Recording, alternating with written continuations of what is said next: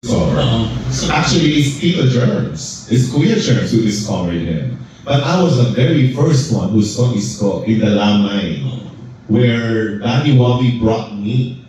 Yeah, good, yeah. So that's why it's not a known fact until Daddy Wobby sent me a video. May nakapag-video pala na magkakasama kami. Imagine how many years ago we're not. Sorry. Oh, why? Yun lang gusto ko malaman. Gusto ko malaman, HD ba yan? 4K ba yan? May contact kayo gusto. Yeah, every now and then. Nagkikita kami. No, wala kaming contact. Through Daddy Wawi lang kami. Daddy Wawi is my mentor. Mentor ko yan sa pagsayaw. I started in the business when I was like 14, 15 years old. I was a dancer, choreographer of Dance Entertainment. Kaya ba nakikilala si John? You know? So, ganun ako kabata, no? Nagpakatalin siya. So, yeah. Okay, thank you so much. Congratulations on your latest single. Thank you very much. I hope to see you sa mga shows. Yes. Dito sa Manila. Tapos ako. Hi, Jay. Hi, Jay. Hi, sa Pilipino. Hello. Hi. May since malaking chunk ng singing career mo is with retrospect, dahil gusto kayo yung mga reunion concert, any chance na may plano kayo mag-ganon? Yes. Actually. After whatever you're saying and will be hearing from J. Martin from now until January, after niyan, it's Retrospect's reunion concert tour, yes. Nasa plano na yan. Dapat siya last year pa.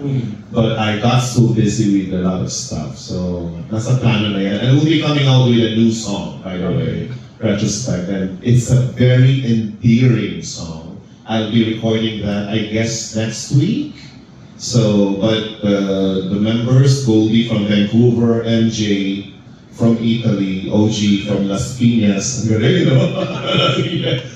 and me from Guam, mag-reunite kami, magre-recording kami starting next month. Okay. Starting next year, next week, I guess. Okay. Hindi na wala yung friendship at yung communication sa inyo? Oh yes, kasi I don't have any choice. Si Goldie, kapatid ko eh. Yeah, but the rest, yes. Her friends, inaanak nila yung dalawa kong anak.